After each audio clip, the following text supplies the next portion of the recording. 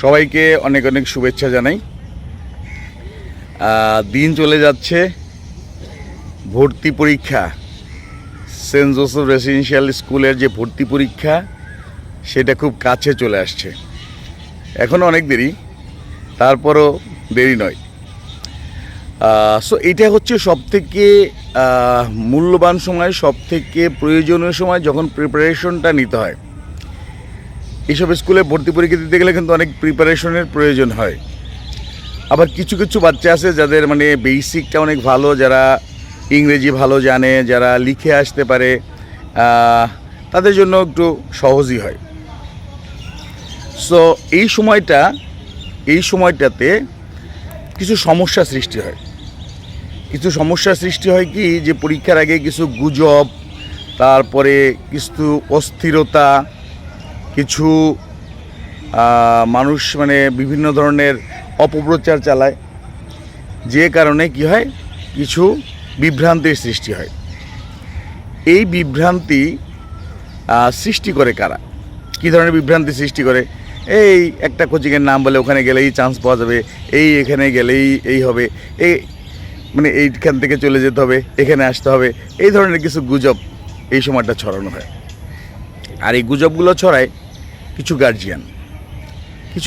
কীভাবে এই গুজবগুলো ছড়ায়? যেমন কিছু গার্জিয়ান আছে যারা একটু সুযোগ সুবিধা পায় বিভিন্ন কোচিং থেকে, হয়তো আর্থিক দিক দিয়ে কিংবা হয়তো বাচ্চাকে পড়াতে টাকা নেয় না, এরকম কিছু সুযোগ সুবিধা পায়। সেক্ষেত্রে তারা কি করে, এর বদৌলতে তারা বিভিন্ন অপপ্রচারগুলো চালায়। এই সময়টা হচ্ছে মাথা ঠান্ডা করে বাচ্চাকে পড়ানোর উচিত। আসলে প্রিপারেশনটা এভাবে নিতে হবে। প্রিপারেশনটা বাচ্চার বেসিকটা তৈরি করার কাজে ব্যবহার করতে হবে। প্রিপারেশনটা হবে বাচ্চার বেসিক তৈরি করা। কারণ এডমিশন টেস্ট, এখানে কমন পড়ার কোনো নিশ্চয়তা নেই। কমন এখানে পড়ে না, এখানে যার বেসিক ভালো সেই চান্স পায়। এটা এই আজকে না, সেই 2001 সাল থেকে দেখে আসছি। সো এবারও এর ব্যতিক্রম হবে না। যে কথাটা বলছি তা হচ্ছে, এই যে গুজবগুলো ছড়ানো হয়, আপনারা এতে বিভ্রান্ত হবেন না।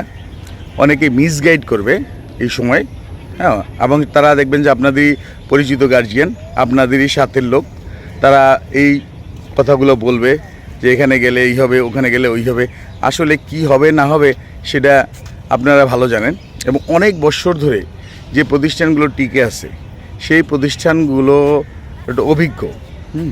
হঠাৎ করে গর্জে ওঠা প্রতিষ্ঠানগুলো কতটা অভিজ্ঞতা সম্পন্ন সেটা আমরা বুঝতে পারি না।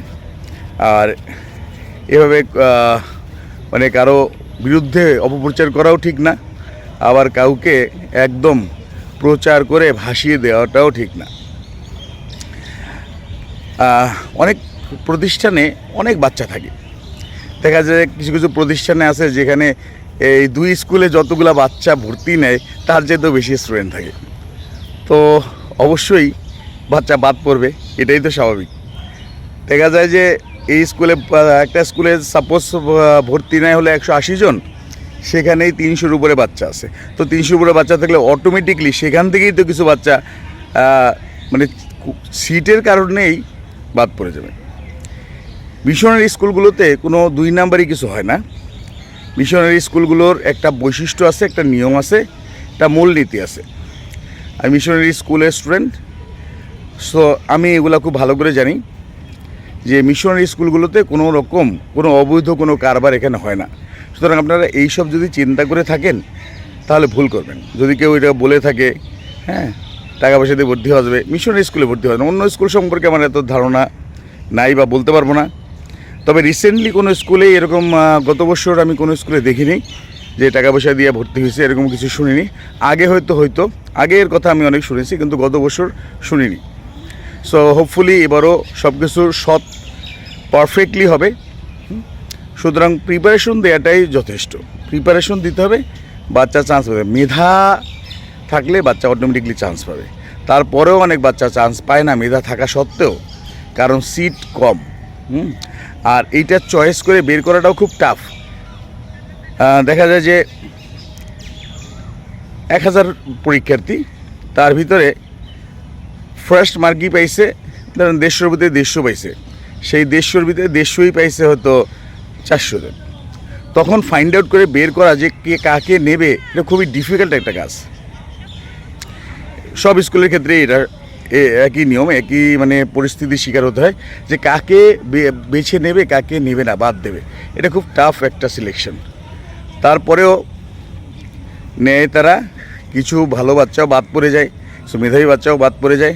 তো জীবন তো থেমে থাকার কথা না, জীবন তো চলবে, চলমান।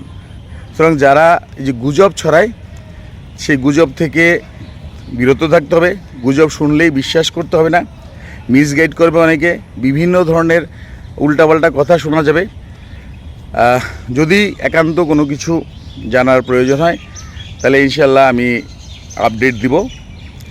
আর আমার কাছ থেকে যদি নাও জানতে পারেন তাহলে বিভিন্ন স্কুল থেকে সরাসরি জানবেন, যারা অভিজ্ঞতা সম্পন্ন তাদের কাছ থেকে জানবেন। তাহলে আপনার মানে সমস্যাগুলো সমাধান হয়ে যাবে। এই গুজবে কান দিলে পরে আপনি বিভিন্ন রকম সমস্যার সম্মুখীন হবেন। আর কিছু লোক আছে আপনাকে মিসগাইড করবে, আপনাকে ব্ল্যাকমেলিং করার চেষ্টা করবে। তারা আপনার কাছেরই লোক, আপনার পাশেই, আপনার সাথেই বিভিন্ন প্রতিষ্ঠানে যায়। হ্যাঁ, গুজবকারী তারাই। আবার তারা এর পেছনে তাদের কারণ হচ্ছে তারা কিছু আর্থিকভাবে লাভবান হয়। বিভিন্ন প্রতিষ্ঠান থেকে তারা কিছু সুযোগ সুবিধা পায়, বাড়তি সুযোগ সুবিধা পায়, তারপর কিছু আর্থিক দিক দিয়েও সুবিধা পায়। সুতরাং এদের কাছ থেকে, এদের হাত থেকে বাঁচবেন, এদের সংস্পর্শে আসবেন না। ধন্যবাদ, ভালো থাকবেন। আপনাদের বাচ্চাদের প্রিপারেশন দেন, সামনে যে কয়দিন আছে দেখবেন যে ভালো একটা ফল আসবে। সৎ থাকেন, ভালো পরিশ্রম করেন।